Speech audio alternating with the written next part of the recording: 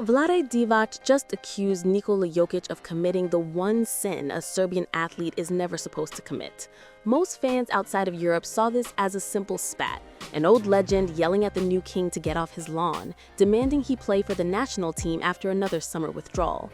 But this wasn't just a comment. It was a calculated shot, fired in a cultural war, and Divac, a master of the political game, used the media like a weapon to expose the uncomfortable truth about the NBA's silent control over its biggest international stars.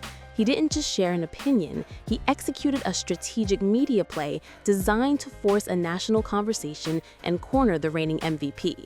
So what did Divac actually say that ignited this firestorm, and what was the hidden meaning behind his words? Why is this conflict about so much more than basketball, touching on the raw nerves of war, politics, and national identity in the Balkans? And most importantly, how does it reveal the hidden financial architecture of the NBA, the insurance policies, contract clauses, and immense pressures that force a player like Jokic to choose between his country and his $270 million contract?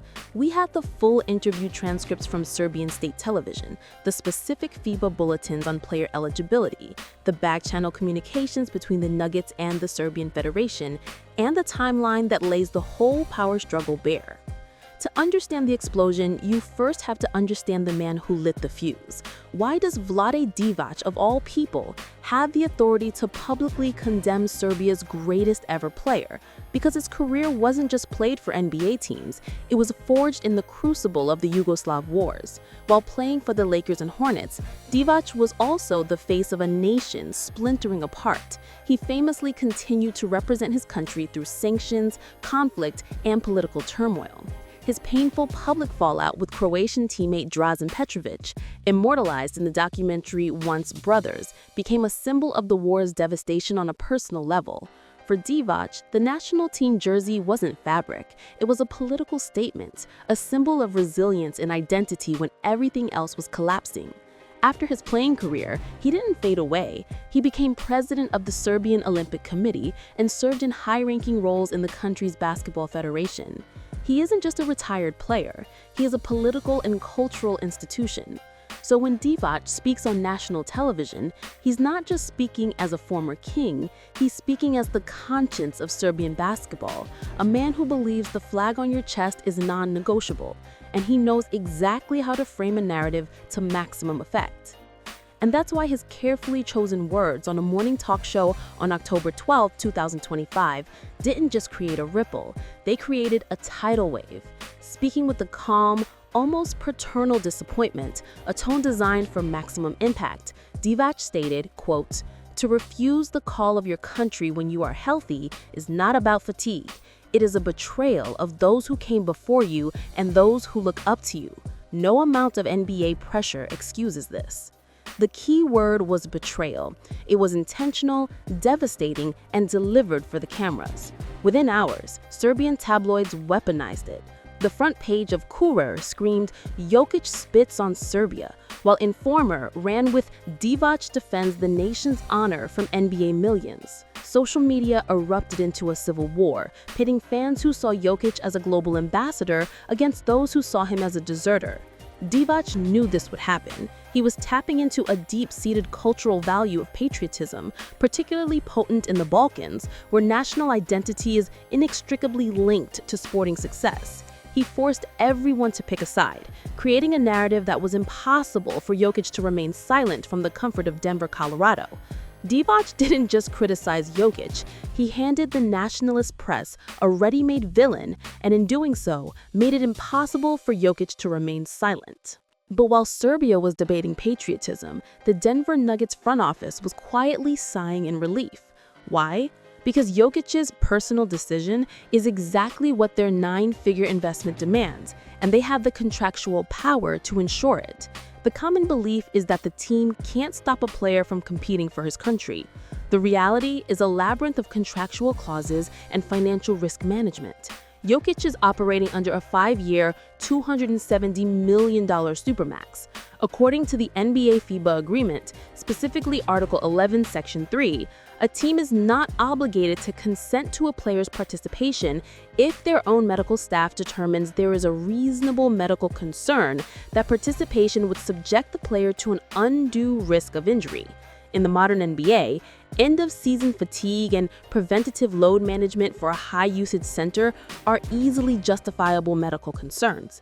As one sports capologist told us, the team will never say, "We forbid him." They'll say, "Our performance staff has advised a specific off-season recovery protocol that precludes high-intensity competitive basketball." It's a bulletproof out. Furthermore, the insurance policy required to cover Jokic's contract for a FIBA tournament would be astronomical, running into the millions, a cost the Serbian federation simply cannot afford. If there's even a slight disagreement between the National Federation's doctors and the team's doctors, the team's opinion, backed by a fleet of lawyers and specialists, always wins. Jokic's decision wasn't just about rest, it was a business calculation where the risk of a catastrophic injury in a summer tournament far outweighed the glory of competing for a FIBA medal. This isn't a new pattern, which is exactly the point Divac was making. Let's look at the timeline of absenteeism. In 2016, a young, pre-MVP Jokic played in the Rio Olympics and won a silver medal. He was a national hero. But as his NBA status and salary exploded, his participation became highly selective. He skipped Eurobasket 2017, with the official reason being that he needed to work on his body for the Nuggets. A year later, a bigger contract. Then came the 2019 World Cup, where he played, but faced heavy criticism for his conditioning after Serbia, a gold medal favorite, crashed out in the quarterfinals. The real turning point was the 2021 Olympic qualifiers. The tournament was held in Belgrade, a massive national event. Jokic, fresh off his first MVP season, pulled out, citing needing to rest after a long NBA run. Without him, Serbia suffered a national humiliation, losing to Italy on home soil and failing to qualify for the Tokyo Olympics. The backlash was immense. He returned for Eurobasket 2022, but was again eliminated early, with questions swirling about his leadership. This history paints a picture not of a player who flatly refuses to play, but of a player who weighs the costs and benefits each summer, with the scales tipping further and further towards Denver as his contract value ballooned. The conflict is also fueled by a massive generational gap in financial incentives that Divac understands better than anyone. When Vlade Divac played for Yugoslavia in the late 80s and early 90s, the state-sponsored system meant that national team success was a direct pathway to a better life and professional opportunities abroad.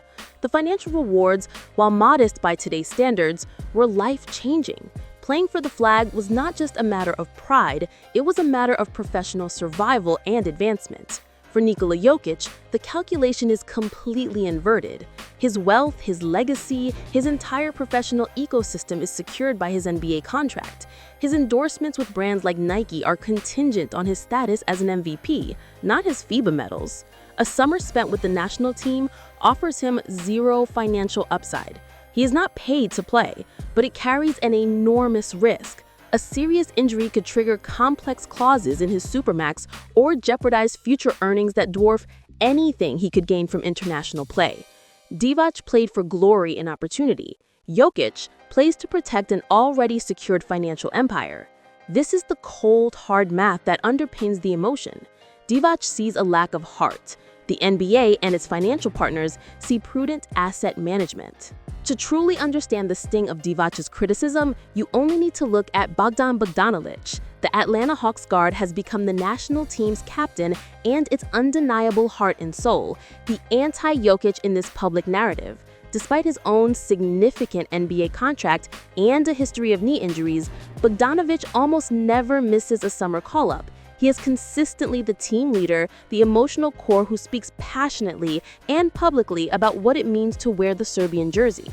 After the failed Olympic qualifier that Jokic skipped, Bogdanovic gave a raw, emotional press conference stating, "Those who are here are the most important. We fight with the army we have." The line was widely and correctly interpreted as a direct shot at absent players. By consistently showing up, Bogdanovic provides a living, breathing counter-argument to every excuse about NBA fatigue and contractual obligations. He becomes the standard against which Jokic is measured and found wanting. Divac never had to mention Bogdanovic by name in his infamous interview. He didn't have to. Bogdanovic's mere existence sharpens the critique of Jokic's choices and gives credence to the deeply held Serbian belief that if one NBA star can sacrifice, so can another. So this was never just about one player skipping one tournament. It's the inevitable head-on collision between two powerful opposing eras. Divac's world, where national duty was a sacred, almost political act of resistance and pride, and Jokic's world, where he is a global corporation whose primary fiduciary duty is to the Denver Nuggets. Jokic is trapped between the expectations of a country that still sees him as their son and the demands of a league that views him as a multi-hundred-million-dollar asset that must be protected at all costs. Vlade Divac's masterstroke was not just his criticism, but his genius in framing this complex business decision as a simple, brutal, and deeply personal question of character. He forced every fan, every journalist,